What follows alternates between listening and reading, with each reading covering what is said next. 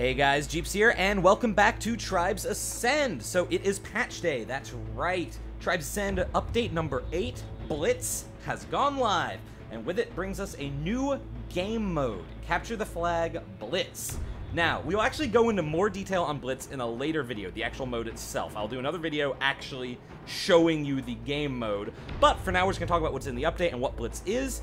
It is a version of Capture the Flag where after every cap, the flag base moves. Now, this means you can't just memorize a couple of routes for going and capturing, and your defense will have to change, and all your tactics have to be able to change on the fly based on every time you cap, which makes for a very, well, varied game mode, which is pretty cool. Currently, it is available on Arx Novena, Katabatic, and Drydock. Presumably, there will be Blitz versions of other maps as we go forward, and probably some unique Blitz maps.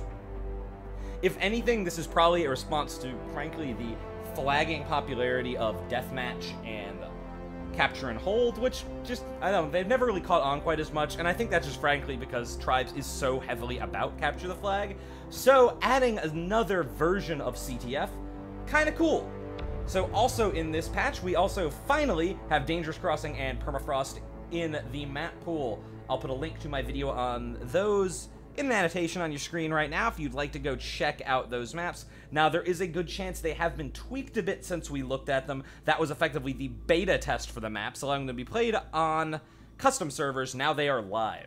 But there's one more super exciting thing we have to look at. Despite the fact the name of this patch is all about the new game mode Blitz, they finally gave some love to the Technician, which I'm very happy about, given I've been playing a lot of them lately. So if we hop over here, you're probably seeing the Specialist pack scrolling across the screen in the background there. We'll hop over to the Technician. What did we get? Also, while we're on their way there, they've renamed all of your, if you hadn't named them something else, I believe, loadout slots to no longer primary loadout and custom loadout for all of them. They're now loadouts A through F. I think that's kind of nice. Minor little thing, but kind of cool. So, let's take a look at all these new toys our favorite repair class has gotten. First of all, we have a new primary weapon, no new secondary weapon, but frankly, we have 4 already, counting the Accelerate variant of the repair tool. We have a new belt item, which is not a grenade, which is kind of cool. And a new pack, so we have a new turret. So let's start from the top with the primary weapon. We now have the TC-24.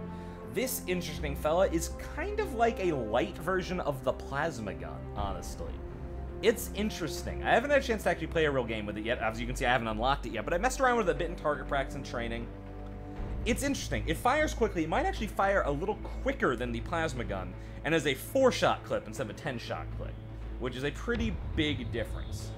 Now, it does 387 damage on a direct hit, which is not a whole lot. The blast radius also isn't very big, and on a blast, it does between, the lowest I ever saw it was around 169, 168, kind of in that area, up to 310 on a close blast. Now, like I said, it fires pretty quickly, maybe a little quicker than the plasma gun, and projectile-wise, it's very similar to a plasma gun. It does seem to have a slightly bigger hitbox than a spin fuser disc. This could just be my imagination. I don't know the exact numbers on this. It does appear to be bigger. It may still be smaller than the plasma gun. It's an interesting weapon. It is a fairly slow-firing projectile. They don't have very long range, and they don't appear to arc, even though it does use the reticle more like an arcing projectile weapon, much like the grenade launcher. Well, not the grenade launcher, sorry. The grenade launcher uses the mortars. It's the same reticle as the Thumper or the Arcs Buster, but they don't seem to arc at all. They seem to be straight firing. It's an interesting choice.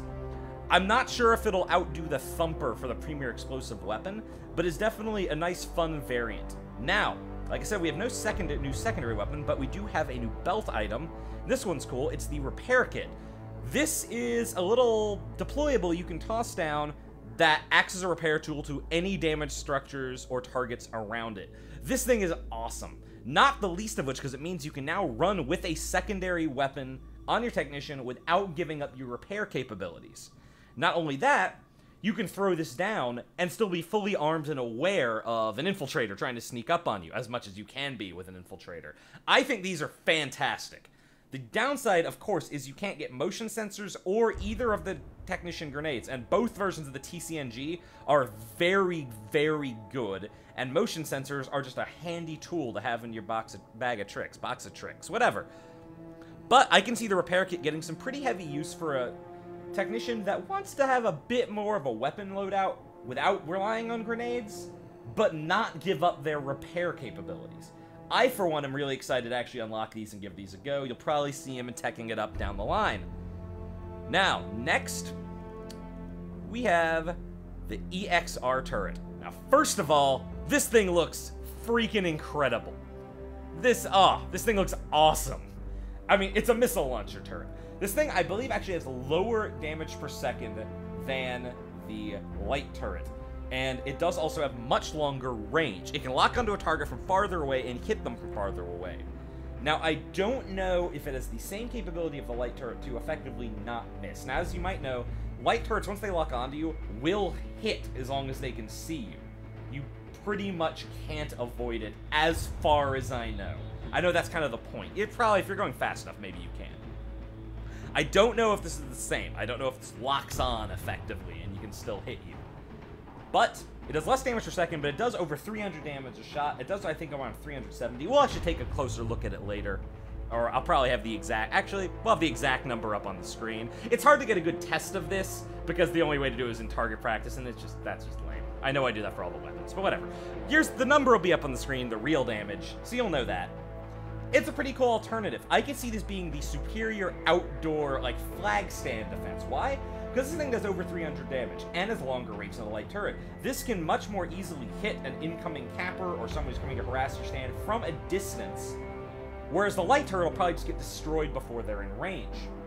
This also could make the stealthy perk a lot more popular. If these really catch on because of the increased range, stealthy would severely limit their effectiveness, since up close the light turret is probably better. Just given it does have higher damage per second by a pretty good amount. Now indoors, I don't see the EXR trumping the light turret. If you're putting this indoors, light turret, you can't really get away from it, and this thing just does a lot of damage in a very short number of time. Amount of time, even. Number of time. You know what I meant. But, very nice to have a nice other option here, and of course it's another turret, so hey, that's pretty cool. Upgrades are exactly the same, though the amounts, I believe, are higher. I already have this one fully unlocked, so I can't tell you the exact amounts off the top of my head. Very cool option here. And lastly, we have a new skin. Finally, the technician getting some love here with not armor, because that is not where I need to go, with the specialist skin. I'm kind of mixed mind on this one. I think it's kind of a cool skin, but it looks, and this might be what they were going for, it looks more like a spacesuit than armor.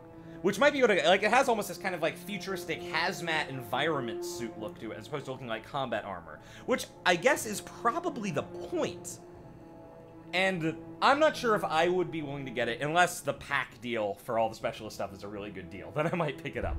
Other than that, though, not my favorite skin, but I like what they were trying to do with it. I just don't know if I would get it myself.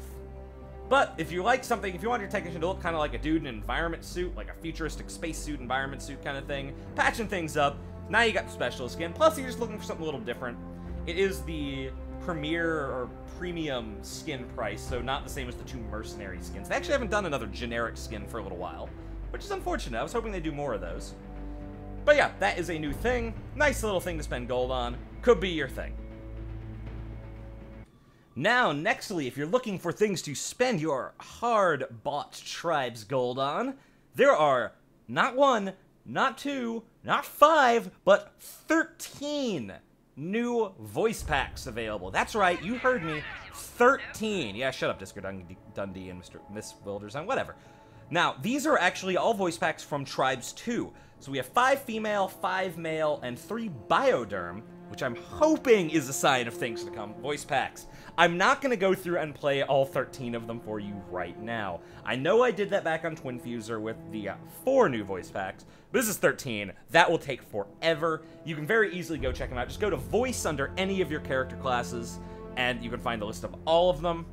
Now, interesting to note, these will all run you about 160 gold each, except for the bioderm ones, which are 385, which is the same price as all but one of the previous voice packs. Now, I may be wrong in this, but I thought all of the premium voice packs before had been the same price. Well, now they're all 385, except for Femme Fatale, which is now 80.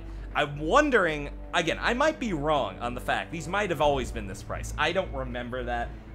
you can very easily check my Twin Fuser video. I'll check it after this, probably even. See if I'm wrong. But now the Femme Fatale voice pack is only 80 gold. It may have always been. This may have been in response to the fact that I know I was thinking this, and I'm sure a lot of other people felt the same way, that really they should have included one of the female voice packs for free. So making one of them really, really cheap like this kinda helps out in that regard. Now, like I said, 160 for all the new ones, except for the Bioderms, for 385. For those of you who don't know what Bioderms were, if I remember right, it's been a long time since I've done anything related to the old Tribes games, and I never actually played them. They were kind of the big monster, they were like the worker race that kind of rebelled. They were the big monster things, and they were what I'm expecting. We're eventually going to get a lot of heavy class skins that are Bioderms. I am hoping that adding these 3 Bioderm voice packs is kind of foreshadowing of that. That would be pretty cool. Again, if you want to check out all these voices, just go in game. They'll be under voices. I'm not going to play all 13 of them for you here. They're all pretty cool. It gives you a ton of options, and it's nice to see more aesthetic stuff like voices being added into the game. Now, come on, just let us buy new jetpack colors. Come on, Hi-Rez. That is one of the easiest things you could do. It's easier than skins, and lets you do all these cool colors, and lets you monetize something else that's aesthetic, which is what is good in free-to-play games. Sell us aesthetic stuff. That is the easiest way and fairest way to make money. Now I'm gonna get off my soapbox, and we're gonna keep going with this video. Now, obviously, this would not be a patch if there weren't just some basic balance changes in there, so going over some of those real quick.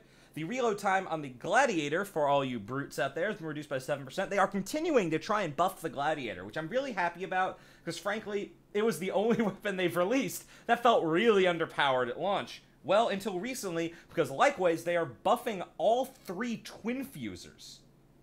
The damage on the Pathfinder's Light is going up by 12%, the Soldiers by 7%, and the Juggernauts by 10%. They all did feel a little weak, which is good. I was so glad to be wrong about the fact that thinking they might be overpowered. So they've actually upped the damage. Whether they will have to swing back the other way on this, who knows? But nice to see what really did feel a little bit weak in the weapons department getting beefed up a little. Now, also, the Nova Blaster and the Nova Blaster MX, the pistols for the Sentinel, are having the projectile size increased. This is likely as a response to how popular the Falcon is, just because, frankly, the Falcon is the better choice. Now, and also, once again, they're buffing, again, the Rage perk. Its activation range has been more than tripled, and the mass reduction has been increased to 20%. They just keep swinging back and forth on Rage. They'll figure it out eventually. I don't think they know what they want to do with that perk yet. That's cool. That's very cool. And just one other cool little additional item for any of you out there who have an Alienware PC. I'm assuming this is relating to the various lights and doodads and colors on your PC. They are adding in an option for Alienware FX, which means as your health lowers in-game, your color light effects things on your Alienware computer will change color as well. That's cool, I guess. I don't have an Alienware. I don't know anyone who has an Alienware. I love general feeling was that Alienwares were ludicrously overpriced. But still cool if you have one, and I'm sorry if I just offended you if you do. That's just what I've heard. Alright guys, that is going to wrap up this video. We will be back for a part 2, however, with the Blitz update, in which we will actually show you the Blitz game mode. I will let you know when that happens. I will put an annotation in this video as soon as that video is up, so you can jump straight to it. So as always, like, subscribe, blah, blah, blah, blah, blah. You know all the stuff you should do if you like a video. I'm not going to tell you what to do. Do what you'd like. Leave a comment if you'd like to discuss any of this stuff. If you've picked up any of these great new things, let me know how they've felt in-game. Like I said, I have not actually played with any of the new tech stuff, nor have I actually played Blitz yet. I will get back to you as soon as I've had a chance to test it out. So, as always, I've been Jeeps. Talk to you guys later.